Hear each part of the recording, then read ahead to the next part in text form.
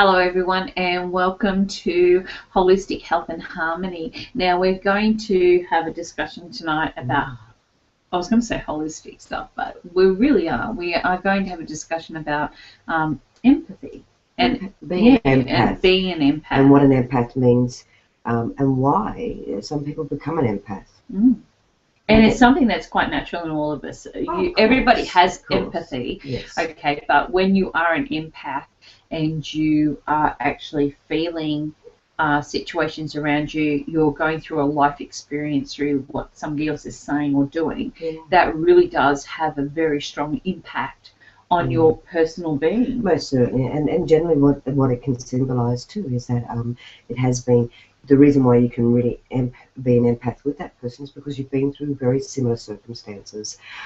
So, you know, I can recall several situations, you know, throughout my whole career, and not just as a clairvoyant, but even as a mother, you know. But what I do recall is I went through a period, Carolyn, where I had a lot of people that had, unfortunately and sadly, had miscarriages. And, you know, not to talk about my whole life, but unfortunately I've been down that path myself more than a few times. Yeah. And so what I found that when those clients were coming for a session with me, I could truly relate to where they were, how they were feeling, what they were going through, because I had gone through very, very similar.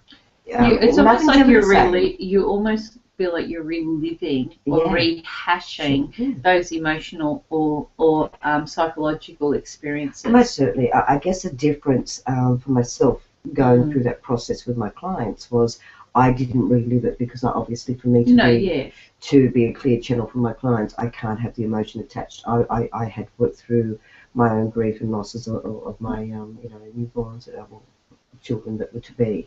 So just to give you an understanding, you know, to be an empath, you do have to, I guess, have that experience of having, even though it's similar, no two people are the same. I guess we need to make that clear to people. When you're an empath, it doesn't mean you've gone exactly through, because everyone experiences very differently. And emotionally, we all react very differently. Most definitely. You know, where one woman might say, okay, well, you know, I understand there was a higher purpose. Another woman may say, this has been devastating to me. And just using the example of what I was speaking about, sorry, it's not the only situation. No. So, yeah, an empath really does play quite a key role in anyone's life, to be honest. And I don't think it's just a spiritual thing. I don't think it's just coming to a medium or a clairvoyant or a psychic. I think it's in general life. An empath is a beautiful person to have as a friend and as somebody you can you know, connect with. And that really comes back to boundaries as well, because an empath is super sensitive. For me, the empathic side of myself started to evolve. I was always super sensitive anyway, but for me it was, if somebody talked of a sad story, I would actually cry. I could feel the lump in my throat. I could feel the sadness. I could feel the grief. All of those things. And for me, it was like, I used to think, well, you know, I'm such a strong person. You know, I'm here for them. I'm doing what I need to be doing. But at the same time, I really felt, you know, what they were feeling. So, you know, part of being an empath is also being sympathetic to somebody, but also really working on your boundaries, because you do not want to, you know, put yourself into those positions where you have to ride the highs and lows. And you are sensitive. You're sensitive to your environment. You're sensitive to what people think and say. You're picking up on other people's energy. You know, there's lots of things that it will be setting you off during that period of time. And for the person that doesn't really understand what an empath is, it is the best way to describe it in a simple form, I feel, if I'm wrong, please quote me, is that you're very sensitive to other people's feelings, other people's pains, other people's experiences. So I call it, as I would call it, you're a sensitive soul, okay? When we're sensitive, anybody, it doesn't matter who you are, we become a lot more open to things that someone who's a little bit more, let's say, not as sensitive, doesn't mean they're insensitive. It just means that they've got a higher tolerance, or they've got very bigger boundaries. You know, when you're an empath, it is something that has to be nurtured, not only from, let's say, a client point of view, but also from you as the empath. You've got to be able to know what you can be a part of, and how what your role is within that situation. And another classic example, if I was to, if Rayleen was to say that she had an aching knee, an empath would actually feel the aching knee within themselves. It's, you know, it's almost like as if it's a transference that happens. Most certainly. And the difference between being an empath and having sympathy is that there's a part of you that goes, oh, that's sorry, I feel sorry for you, but you're not actually feeling it. You're not and really that's where the feeling empath will feel it and also feel that sense of sorrow for you, because they know exactly what you're going through. They know the pain that you're feeling. They know the anxiousness. They know the grief. They know whatever it is, you know, that you're experiencing in that moment. But sympathy and empathy, two different things. Most definitely. And you may find that there are different times, like, just to give you a little bit of a quick example, have you ever watched quite a horrific movie and sat on the edge of your seat and just been high tension, okay, because you can actually feel that energy of whatever's happening, and you know you're preempting what's going to be going on? That's a little bit, well, you know, that's a little bit like, oh my God. But that is a little bit, you know, not taking away from empaths, that is a little bit from, you know, like 1% of how they feel. So imagine how you are when you're sitting in a movie theater and you're just about seeing the climax of the movie come together, and somebody's running down the hallway, you know, trying to get away from wherever they're getting, and you're getting anxious and anxious and anxious. Same type of thing that happens with an empath. So whatever you're feeling, they're actually experiencing at the same time. They understand it on a very, very deep level. So I guess some questions that I'd like to ask you is, you know, some people say to me, why am I feeling like this? What is that called? And for some people, I like to, and my clients will, you know, can definitely vouch for this, is I like to say you're a super sensitive soul. Now, what I mean by that is, in a sense, I'm saying you're an empath. So, you know, I guess some people out there who may have these experiences where they do feel a lot of sorrow and they do feel a lot of physical pain, you know, maybe it's a good thing for you to sit down and go, okay, ask your higher self, am I an empath? Yeah. Am I one of these people that really, you know, because I've gone through that situation, can I really relate to that? Is that something, am I feeling this pain because I've had similar circumstances? So really recognize whether or not you are the empath, and, you know, or are you just a sensitive person, or are you just sympathetic? You know, sometimes to be able to define and really understand what you're feeling and what you're experiencing, instead of just palming it off and saying, hey, I'm psychic, or oh, hey, I'm sensitive, you may be an empath. And when you can actually put clarification to something that you've experienced for a long time, it really can bring a lot more clarity further up the track for you. So, you know, if you feel you are an empath, maybe do a checklist. Can I relate to most things that are said to me that are things that I've experienced? Or when I listen to somebody else's grief or sorrow or sadness, is it because I'm feeling sympathy? You know, really do a little bit of exploring on that deeper level to find out whether or not you are. And if you are, that's wonderful. Most you definitely. just need to know how to work with it. Most definitely. And the vulnerability, that's another thing that an empath actually does have, is you're emotionally and physically and mentally vulnerable. You tend to find that it's almost like your heart chakra is so wide open in the chest that you take everything in. You take it actually to heart. So, you know, if somebody doesn't like you, it's almost like as if you feel that tenfold, rather than just being something just where normally we just skim over and go, okay, they don't like me, or, you know, I'm a little bit different. Exactly. So you know, with an empath, amplified. Most definitely, 10 times. You feel like everything is amplified. So even down to someone not liking you, or you know, someone being disappointed in you, it may be that you feel that tenfold. And you know, this is why it's so important to find out what you play, what role you play in certain things. So if you are sensitive or you are an empath, are you an empath, or are you sympathetic, or are you compassionate? What is it what role do you play? Most definitely. So therefore you don't beat yourself up, and you can kind of like really work with how to better strengthen yourself, even if you are an empath, not to take on the board personally, and not to take personally what you're experiencing. And that is a real big point, is not to grab it and go, oh my gosh, you know, this is mine. Because when we're an empath, we are there, and we are there in that every moment, because we totally understand, but we're not responsible for what happens in that person or that soul's life. So it's really important to be able to have that cut-off point once you've connected, once you've done what you need to do with that person. It doesn't mean you distance yourself or take away from what you're giving. It just means that you know that, okay, this is where I feel, I understand. And in that moment of doing that with that person, you've already done what you needed to do. So you don't need to do anything else except for look after yourself after the fact. And the other, classic examples is that some people at certain age groups in their life, they feel like they're going through a period of transition because you're more desensitized to your life. So you tend to find that there's more boxes of tissues, and people put it down to hormones, and people put it down to a lot of things. But really what's happening is that you're opening up another level within yourself, and you're becoming a little bit more emotionally available or a little bit more emotionally vulnerable. And you may be finding that, for instance, you may watch a movie and you find that you cry, and you cry at ads or you cry at songs, Well, I'm a bit of a sucker. Yeah, that's it, yeah, most definitely. And, anything that's kind of like, I'm all for fairness and for the person, and, there's some particular songs that really really lift me up, but there are some movies that I could just really sit there and just understand the loss of a child, like you said, or that actual valor of being able to achieve a goal that you've set out to do, and the absolute feeling that is within inside. But there's happy tears, these aren't sad tears at all. So this is about, that's what an empath does. You tap into the energy of the time. It's inside you. It's inside your DNA, but it brings out the emotions. Yeah.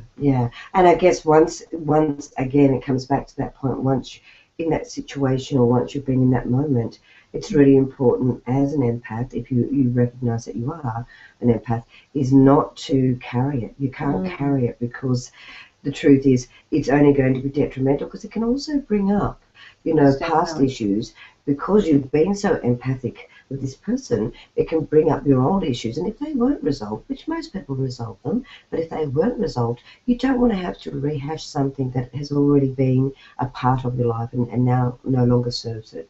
So it's an amazing thing, isn't it, when you think about it? And I've met so many people, not even clients, just people I've met day-to-day life, that are extremely empathic, and I think it's beautiful. And until they get to a point of acknowledging it, or until they understand that they're not responsible, and that's a big thing too. Being an empath doesn't make you responsible for everybody. It just makes you responsible for how you deal with things, and how you disconnect at the end of whatever moment that you're in with a person.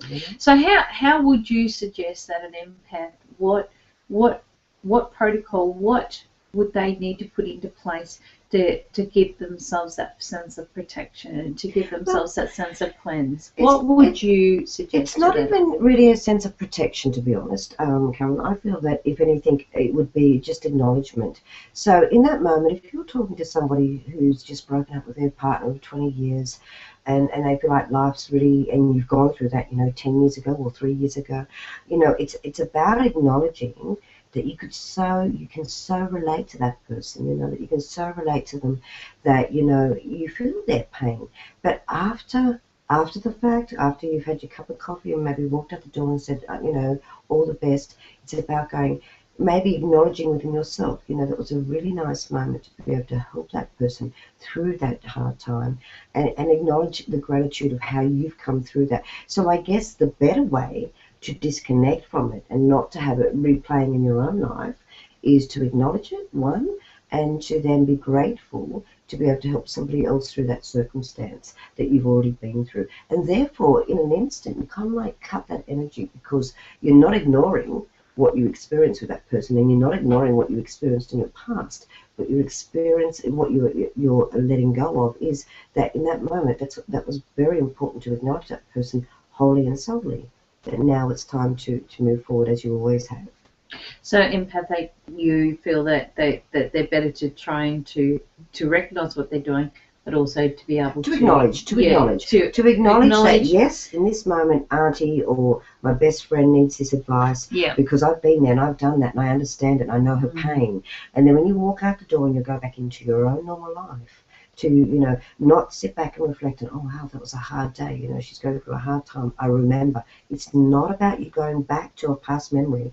It's about you going, wow, how nice is it for me to be able to acknowledge what you've gone through, because I've been there. And, you know, and then say, thank you. Thank your higher self. Thank your spirit guides. Thank, you know, you may have somebody specifically you want to thank, but you may not. And just thank yourself for being able to be in that moment and totally connected with that soul and go, okay, you know, thank you. I acknowledge, and I'm so grateful that I could help this person in this moment. And therefore, like I say, you don't hold on to old energy. You don't have to relive the past because of your empath abilities. Yeah.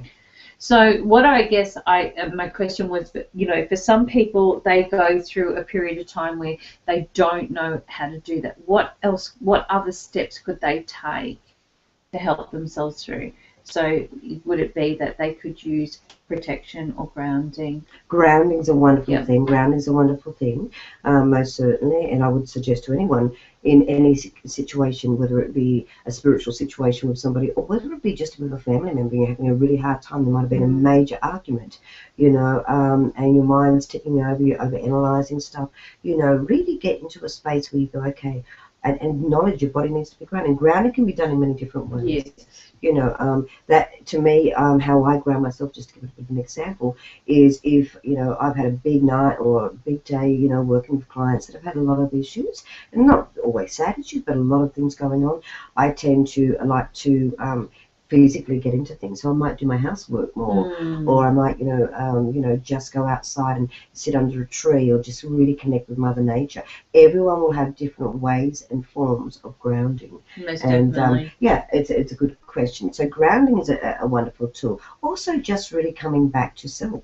And what I would call it, another form of coming back to self, is becoming centered again. And, you know, there are techniques that you can use. You know, you can dust off the aura. You know, you've heard of, you know, I don't know if you, yeah, I'm sure you have, but there's different techniques. Sorry. Of course I have. Of course. But, you know, there's different ways of dusting, and excuse my, you've seen me do some weird things, but, you know, dust off your aura. You know, if you've left a situation that was very emotional, very hard, very, you know, taxing, and I say that in a loving way, taxing on your aura because you've been so empathetic, empathetic, you know, dust off your aura, you know, do a little bit of grounding, do a little bit of I love thee, and you know, really bring yourself back to your center. There's another thing I'll do in front of the camera, which is a really wonderful grounding tool, and it brings you back to your own energy, and I have to do it in front of you, sorry, Carolyn, is, you know, I call this, and this is it's called a prayer position. Now, you can't see very good, but I'm going to put my two hands closed like this to my chest, and when you do this, oh, thank you, sweetie, when you do this, this allows you, one, to bring your energy back to your center. And that's what we need to do often. This can be used anytime, anywhere, for whatever reason. So it's not, but just because we're talking about grounding and we're talking about techniques to bring us back after we've used our empath skills, that is a perfect tool to say, here I am, I love thee, I'm in this moment and I'm with me. And even like, as you can see, I hold my hands close together, but I also hold them close to my physical body. So therefore, I'm bringing my energy back to a wellness. So, yeah, I'm sure that will be of assistance to people when it comes to it. Well, I've noticed that a lot of children are quite empathetic. Most certainly, you know, especially younger ones now. Most definitely. And I put them down to sensitive. So I say that, you know, you're sensitive to your environment, you're sensitive to your diet, you're sensitive to what's going on. And, you know, a lot of the times you tend to find that they're teaching a lot of adults now how to actually get back into the empathetic, you know, that energy. Energy, yes. Yeah, rather than kind of, because we've all become, not like so much a lot of us, but a majority have become quite logic, quite rigid, quite, you know. And I totally understand that, Carolyn, because there's, when we look at a lot of things, and we're going on a different level here to for the person that's just tuned in and doesn't know us and doesn't know how we work. But, you know, when you look at social media, when you look at media alone, you know, we're now exposed to things on, you know, visual things that, you know, are becoming a little bit too, what's the word I want to use? Like, we're becoming, I can't even think of the words. Is it as in reliant? Oh, or no, is it no, as no, in... no. If we go to now, we can see everything all around the world. And we've got a lot of wars going on. And we now see, you can see death as something very normal. And that becomes, when you see that on a screen continuously, you become desensitized. So we're now exposed to things that we once wasn't, maybe 20 or 30 years ago. You know, to see a dead body on a TV 20 or 30 years ago was extremely distressing. And that's partly why I guess they didn't put that to air.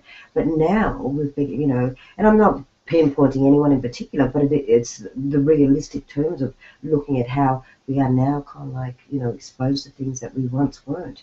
And when we weren't exposed to it, and I kept that sensitivity. So, you know, and as you can see, you know, there's so many different things that can make us become desensitized. And this is where we come into play too. What we're doing here is we're reminding people that, you know, being an empath isn't a bad thing. It's a beautiful thing. It is. It's a little blessing in disguise. But there are things that you need as the empath to look after within yourself, so it doesn't become overwhelming, and it doesn't become, you know, unbalancing, and it doesn't become something that, you know, just overrides you. You know, there is a balance in everything that you should do, and yeah. So talk about your experiences. What have you experienced as an empath? Do you feel that you have empathic, you know, abilities? Abilities, most definitely. What's been going on? Are you feeling vulnerable?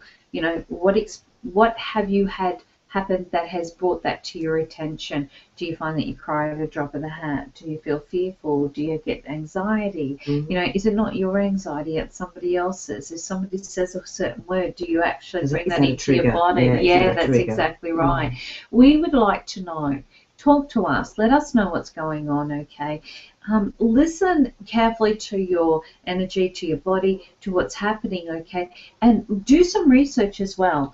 You know, really get in there, because knowledge is the key, okay? It's very much important for you to be able to do that. For you, then you find that you're able to better understand yourself, understand, you know, what you've been going through, most definitely, and why you're taking this on. So you get some really great, you know, information, some great protection, you know, better understanding, all of the things that are very, very important. And we'd love to know how you feel and what your experiences have been, and maybe we can help it, you know, through your interaction with us.